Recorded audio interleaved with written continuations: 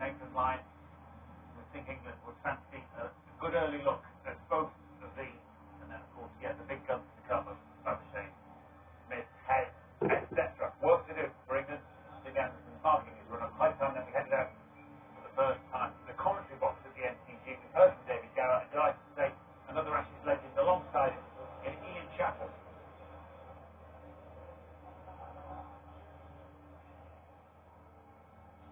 Thanks, Pat, and welcome to another late start. Now, the weather has improved. We have what, by Melbourne standards, is a glorious day, bright sunshine, cool breeze, so actually really good conditions for cricket. Delayed start, of course, that COVID mishap, COVID scare this morning we encountered. One of the family members, we're told, of the England team as a whole are on the field, COVID-free. But things have to change. Things have to happen. They have to happen very quickly. Ian, very good to have you alongside. Thank you very much, David. How do you see? You're absolutely right. They need wickets and they need them very quickly, England. You need to see fight from England, and that's what we haven't seen so far, which has been a bit annoying.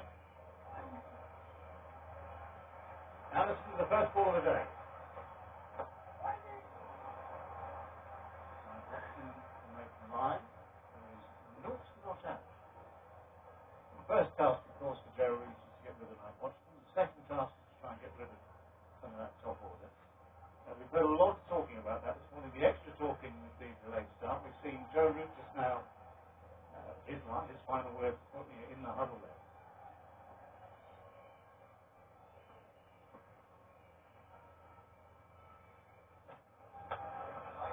It's shorter.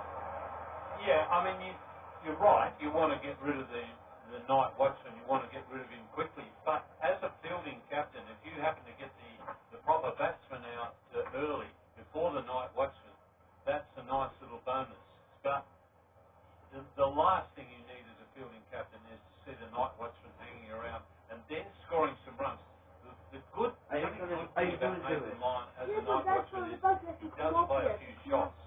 So if he gets started, he'll be annoying. Good stop. It's a half stop, a parry. And he's off, but it's the first run of the day. Do you ever subscribe to the run of the rub of the green, the run of the ball? The luck does tend to go with the team that's in charge in cricket, but I am also a believer that you can make things happen, and you've got to want something to happen. In other words, if you're beating the bat, if you just sit there at first slip and say, oh, well, can't do much about that, I reckon you'll go on beating the bat. But if you suddenly start thinking to yourself, we've got to hit the edge pretty soon, I tend to think that you will hit the edge, but then you've got to hang on to it.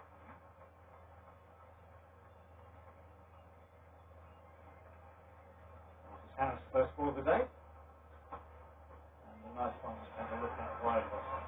It's interesting you make that point, because I remember my first season as a captain was for South Australia, and we came to the MCG, and all the years, I think it was about my 10th time at the MCG, and we'd never won outright in Melbourne.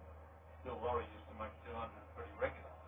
But I remember we finished up beating them in a really tight match, and I remember the edges weren't going our way, and late in the game,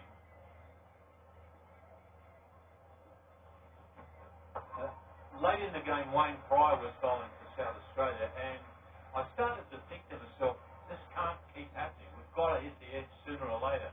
So be ready. And suddenly, bang, bang, bang, Wayne Pryor hit the edge 3 times, picked up. I think we won the game by about 7 runs in the end, and Wayne Pryor was the guy that finished it off, and he did so by hitting the edge. And from then on, I became a bit of a believer that you've got to want things to happen.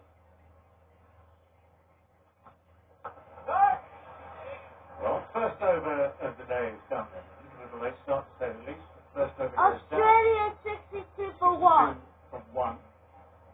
I'm going to see who's going to be given the ball straight away at the members' end. And by the look of it, it is going to be Ollie Robinson. Which is contrary to what I would have done. Ollie Robinson. This is, I think Joe Root is a very good batsman.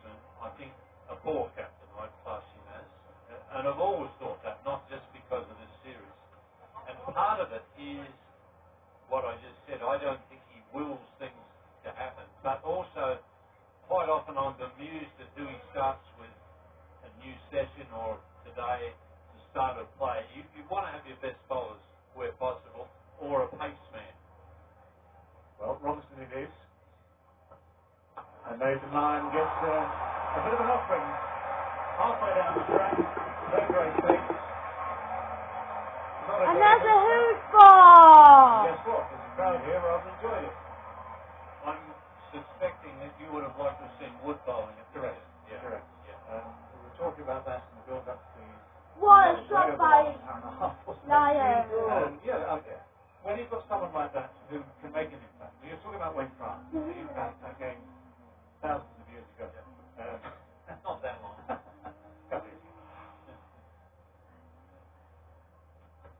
Oh, that is a very different story. Better length, outside edge, same result in the end. Ball. This is Lyon this morning. That's quite brightly. Yeah. I mean, I'm with you. You've got Wood who is Oh, fast. what? I mean, if you're Good bowling shot. 150 Ks an hour, as Wood was last night, And that's that damn also quick. is a great That's shot. very quick. And that, as a batsman, that causes you problems. That's well And I'd like to done. see Wood there causing problems. I mean, you could easily go, if you want to start with Anderson at the far end, start with Anderson, you have Wood at this end, and then you bring Ollie Robinson down behind Anderson. And you've got to do it, I mean, England need to make things happen quickly. You've got to have a gut feel for the game and how it's going.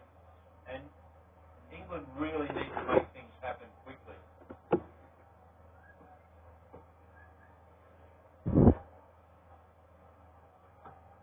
That's well bowled. No. That is nicely bowled. There is something actually, I've just remembered, which suggests that Mark Wood isn't actually allowed to bowl for 18 minutes. Did you have a pitch to that one? Yeah. He was in the pitch Put to that that into one. question. That is, well, let's assume that's true. Something Well, They should just have yeah, is that the same as that we one? have both of that. And but in general, that's one of my criticisms of Joe's captaincy. He doesn't always pick the right bowlers to start with. Well, if he has no option here, then Anderson, Robinson, and after that first one, no from Ollie Robinson, he's now hit the length. Actually, that's very impressive in that first test match, where he hit the right length more consistently than any of the bowls, really. It's what you might call an orthodox field that starts with them. Now we're going to see this video that's the impression group picture of it. I told that you just go into my channel, just go down, and you just find Keegan Dolby. But the runs keep coming. With 2 subscribers, and then you're there. Talk That's about it, that. your man who passed away on Saturday. Sorry, end of the over. Yeah, okay. It's only on point. Yeah. Ray Illingworth. Now, I captained against Ray once in Australia and then the Series 72. And I had a lot of admiration for Ray Illingworth as a captain, and I learned quite a bit about captaincy from Ray Illingworth. One of the things I learned was, and I've said it on commentary a lot of times, if you don't attack when a guy's first in, and that can be start of a new morning, even if the guy's 50 or 60, it's still the start of a new innings, and you've got to attack him. If you don't attack then, when do you attack? Well, I mean, that has a lot of sense. That makes a lot of sense to a lot of people. And, yeah, you can say, okay, right, we have to, okay, now he's discovered that Mark Wood is ineligible to bowl for 18 minutes, so fair enough.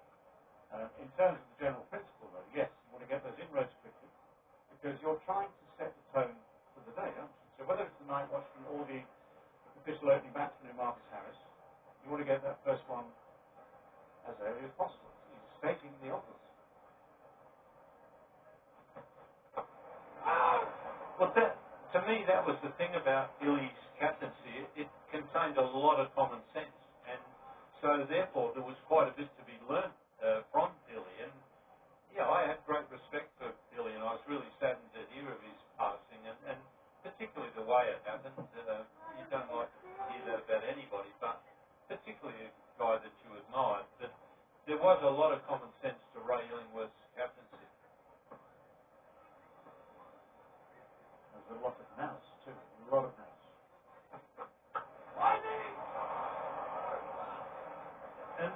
I mean, there are other things that you know. I mean, you know walking onto the field, Nathan Lyon's your night watchman, and you know that he's going to play shots.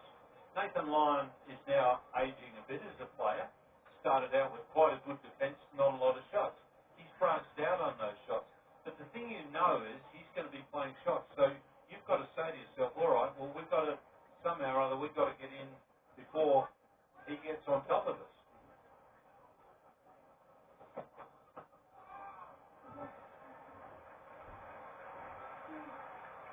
Well, he's already started playing shots here. Robertson, the full shot before, the edge through the third man area before, rather different. How much do you think, or how much, if you were captaining this England side at the moment, what would you do to stop pressing? I know where Wiki doesn't come quick, everyone knows that he's what would you do to stop pressing?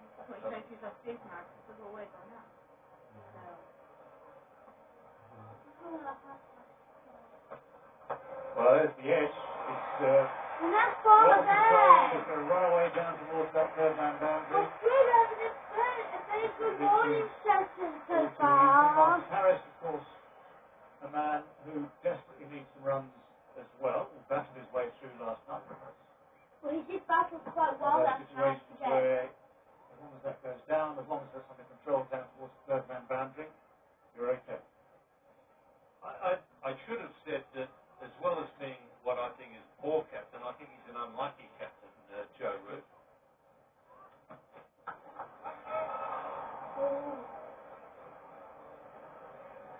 76 for 1 now after 19. This is a real demonstration of Chesapeake's full fiber broadband. This is Cambridge Echo, as in your EE router. Video feeds, date feeds, all of this is real time. Cancel that your frequency. Get my alpha, I